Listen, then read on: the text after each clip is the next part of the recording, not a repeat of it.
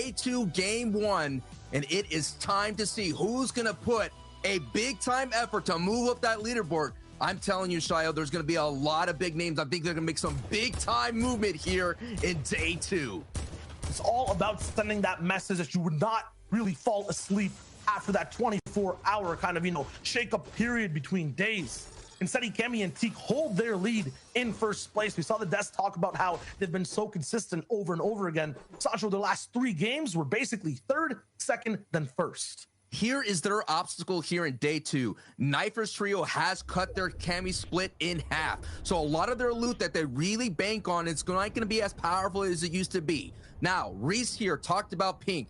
Now, Pink's trio, yes, they've been going for height a lot of the time, but they cause all the other height teams in the region to get down. And the teams like Analex, the team like Thomas HD, the Hens trio, those are the ones that love going for height, and they always get answered with an RPG. So let's keep in mind for that as well. The change here for Flick, Thomas HD, and us is that Ingram's trio has been contesting them. Let's see if Ingram kind of backed off a little bit because he was not successful going in those pushes.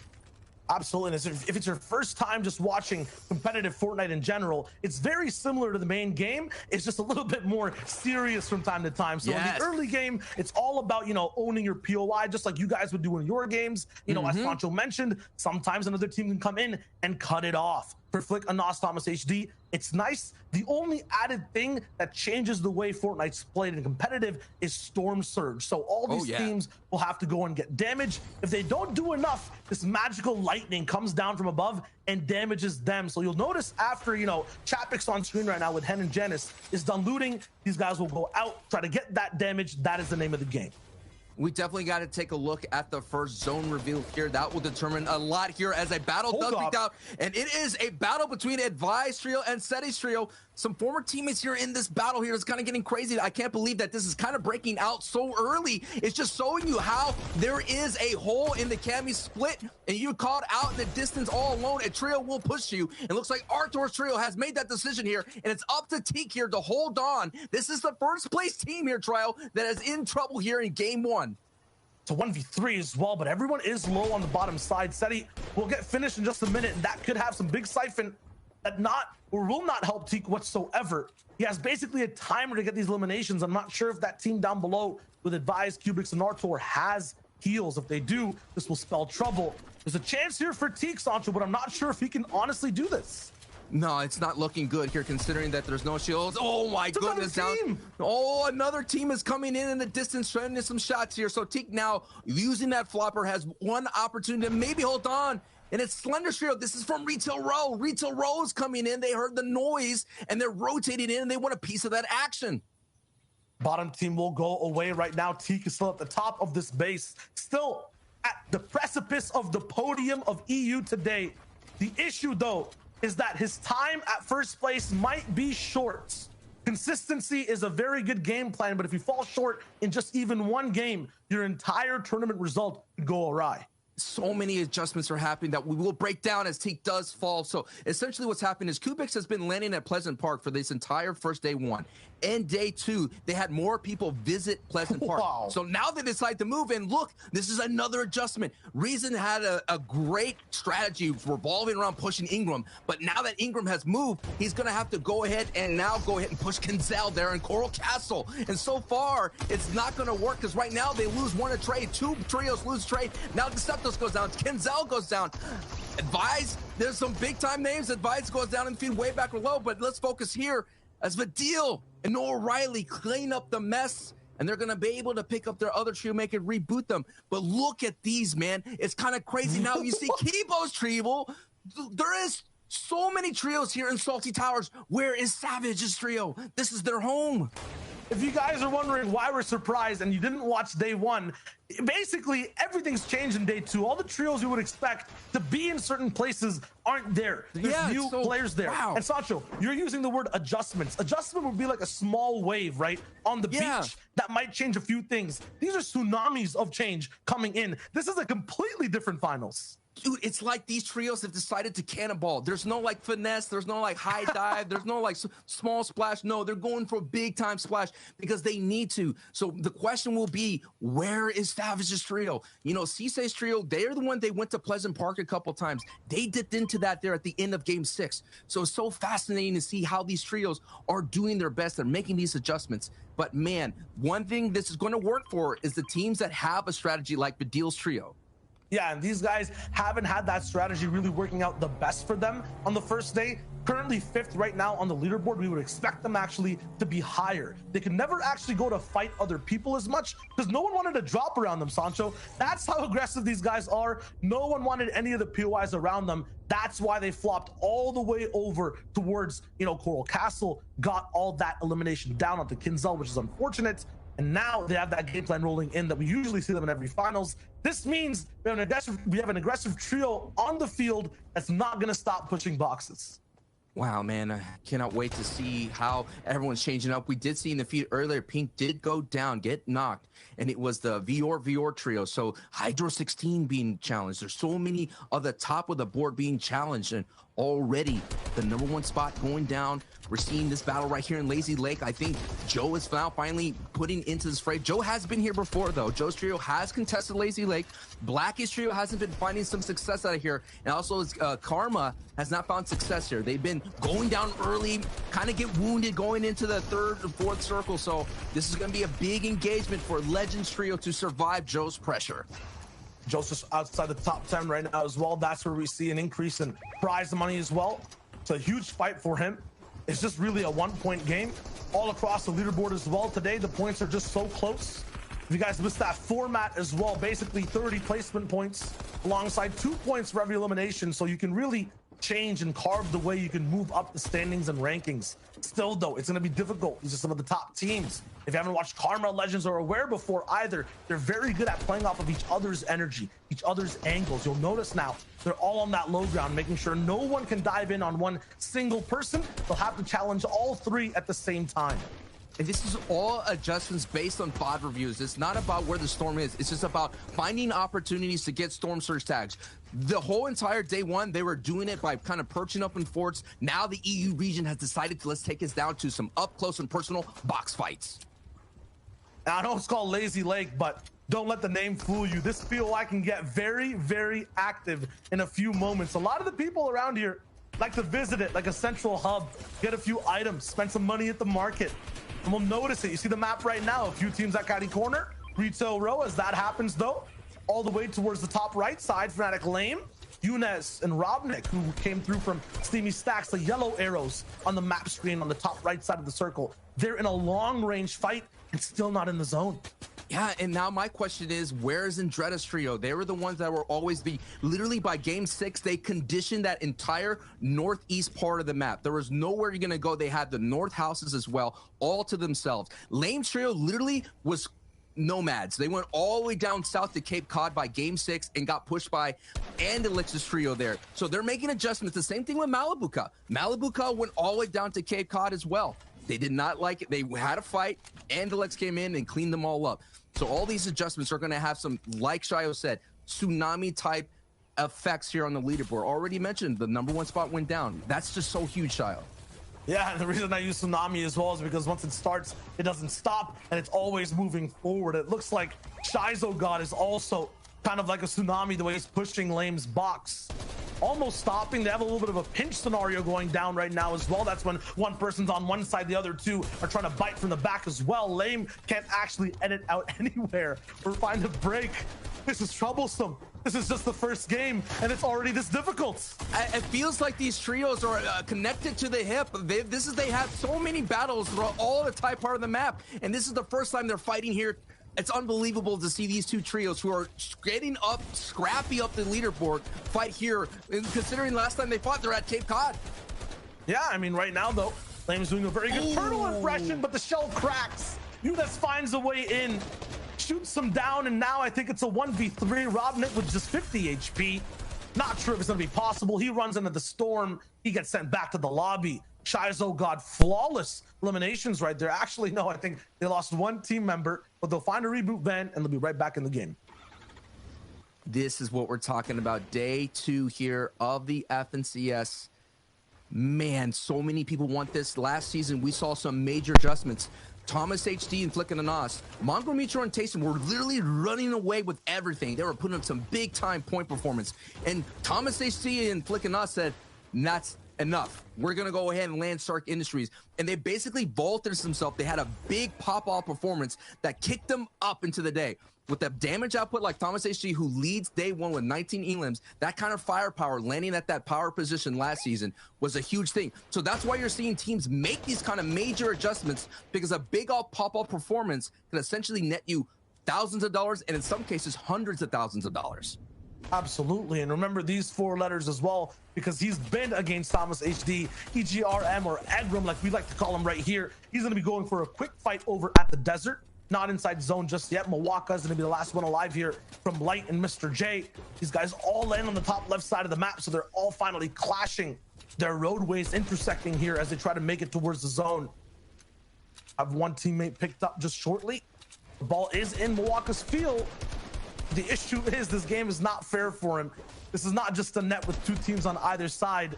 It's just 1 man versus basically 3, and you can't win that fight. No, that's why you're seeing a sanding opportunity here. Maybe the tunnel up, but Kibo says not so fast, my friend. Going ahead and dig right into the sand and find himself an opportunity to convert some siphon and, more importantly, 2 points. Ingram's trio is turning around their fate here, and with another nice, successful wipe right there as we have some battles. But, man, Mr. J's trio, who started off the day 1 with 0 points and ended the day with 0 points, looks like so far that momentum has carried over into day 2. But they've been really consistent other than that, finishing in the top 10. No doubt they have it in them to be consistent, but Shayo, this is literally a new slate of play. The meta has changed here in day 2. Yeah, and I'm like that you mentioned that, right? You're talking about last season's FNCS in general. Now there's no more power in the POIs. As we mentioned yesterday, the power is in the players, the strategies they have. Harpoon, box dive, invasions. That's what Aware's trying for. Unfortunately, it doesn't work. What did we see before? We left Lazy Lake with 2 teams. Look at the mini-map now. We've got the entire Fortnite community sharing 3 buildings. And Levin must have some telepathic abilities, because he said that people will be fighting for center. So no longer people are perched on the edge trying to look for storm surge tags. They're using their mechanics up in business. Look at that. So many trios in Lazy Lake dead center. Now we're going to see who's going to rotate to the 3rd zone here to center and set that up. Expect Pablo's trio, expect Trulik's trio, but I do expect many, many more, because when they do in heats, they were successful. Like CRR found a lot of success going center early. It also kind of looks like 2 different gravity fields happening on the map. One pulling everyone into Lazy Lake. And if you remember that map image, another one pushing everyone to the outside portions of the circle. You don't want to use extra mats to move in. Material's so important to play the end game. You need them for defense and offense. And now we talked about Storm Surge. That purple lightning is striking anyone who's playing too passive and hasn't done damage right now. You have to be careful and stay above the threshold. Benji Fishy's team is 195 damage above. That's a very comfortable space. Still, you'll have to hunt for more tags. You can see it dropping down all the way down to 165 already. And now you're seeing that they were able to get some Storm Surge with Amplify having an elim here. Now you're seeing the points there, that little 2 gold point. That is for the day. We will have a cumulative leaderboards going forward. Absolutely. So they already got 1 elimination on Amplify. Over first, because we saw Seti, Kemi, and Teak go down. They're only about 4 points behind, now just 2 with that elimination as well. So Benji might be able to take the lead off this game. Just have to be careful, because today so far what we've seen, Sancho, right, or just in yesterday, Benji going down, sometimes Amplify going down. They have to be careful. I asked what was going on with Andretta Trio, and look at their loadout. Something must have happened at their drop where they had to retreat and back away. They do not have power, do not have surge. They're in shambles, and down goes Andretta. And Retsguard is still feeling that pain of Storm Surge. And I just feel like this trio has always been wounded in day 1, and their rotations have not had the amount of bandwidth that they needed to breathe. Because what ends up happening is these kind of beeline rotations get interrupted by these high-level trios who are making dead side rotations, like Hen's trio and things of that sort, have surely disrupted Andretta's run. It's just, if you go back to the Valkyries, they always have a dangerous neighbor on their rotation, sometimes Thomas HD. Yeah, they're flipping their POIs back and forth as well. It just gets really awkward to have a sound footing when playing the game. Still, though, I'm just watching out for Amplify, Matzo, and Benji. Train H and NRG, the combination. We're basically going to take first in just a few moments. One more Elam, and they can do it. And why they've been so successful is because so many teams are fighting for height, and Trulix's trio with Stompy and Pink have been pushing people down with RPGs. And that game plan for Train H, Matzo, Amplify, and Benji Fishy is basically let them come down to us and we will clean them up. And that is what they're being so successful in, is every time a team gets down there, they're in shambles, and they've been rotated in. Like Reese mentioned in game 2, the height team was Trulix's team. They had no way to pressure down below, and that was just the perfect scenario, the perfect storm scenario for Amplify's plan there. He basically was able to wipe out a lot of people down below. And while these guys are kind of in a hurricane surrounded by other teams inside the top 20, other teams looking to be more aggressive, there'll be the eye in the center trying to play a little bit more passively, trying to not have that much action. On the outside, we just got the perspective of Hen, Chapix, and Janice. They're going to be rotating in just a little moment, but everyone else has the same journey to make. They have a max zone pull, and they're all side by side. They'll be clashing, like rotating tops in a little dome back and forth as they make their way towards the zone. And it's so fascinating to see. Everyone was talking about I getting max pulls and max pulls. Well, because everyone's fighting style is the same. Everyone's comfortable fighting on edge, going for storm sword stacks on the backside of storm for late rotations. Now, because of these storms are kind of pushing so far to the coastline or to the center, you're having a lot of people on that line. And then everybody's, because they're not moving towards center, of course you're going to get max rotational pulls. And it's going to be so dangerous. The 5th zone, things of that sort, are always going to be so dangerous because you're always on the edge. We all know center priority will get you those short rotations. And man, Revsguard is going to have to clutch up here as a solo. It looks so sad. He's so lonely. Where's his team? They got to focus on Surge next game, man. I don't like seeing my man by himself so alone. He'll figure it out. Props though to stay alive till that point. No shield. Oh yeah. Maybe he can make it through. If you see the numbers on the top left of your screen, 58 players alive, 22 trios still left in the lobby. Once that number of trios hits 17, that's where those big placement points start getting handed out as well. Right now, Benji, Amplify, Matzo in the best position in this entire base right now. They're from the bottom side, just beaming up, clawing up towards these upper boxes, trying to drop down anyone, get more elims and more loot. Now we're seeing the teams. We've seen Chapix go down the Thomas HD trio. You're seeing that team. Hen and Thomas HD, they're together. They're that neighbor rotation sitting right there. They know exactly that the dead side's valuable, so that's why they're on the north side having this battle. And anyone that invested in the center down in Retail Row, hey, you got to come on back, brother, and come on down to this congested area in Zone 5. It's the half in and half out, half in the safe zone, half in the storm side, and so many people are already dead center here. And Revsguard, holding on as much as possible, just falls right before the placements were almost being doled out. Tough ride right there. But this is what I'm talking about. Janice, Hen, and Chapix. Now Chapix is back to his feet here. 2 elims so far for Hen. Now they're going to have to make this rotation. But I'm thinking because so many people are already there box fighting, they're not going to have an opportunity to hit Janice and Hen and Chapix. This is going to be a very decent rotation, long as someone doesn't turn and hit them, as they do take some tags here. Always going to be a box watching. You can never assume things get to happen for free, but it's fun to believe.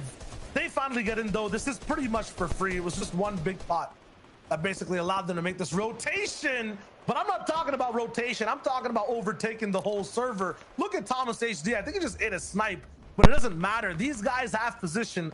And Sancho, when we see this team up top, do they ever drop down? No, the only time they drop down is the Trulix's RPG comes in. Sometimes you see someone retake height near that 8th zone, but these are the kind of players that know how to execute really well. Now they're in danger there as you see Blackie. Blackie is a little bit higher. Now what's going to happen is the zone pulls towards a Nas. You're going to expect Blackie to basically kind of leapfrog right on top of the one bouncer, boom, and they have height. So it's up to Nas, Flick, and Thomas HD to essentially beam Blackie's trio out of the air if that happens here at the first moving zone.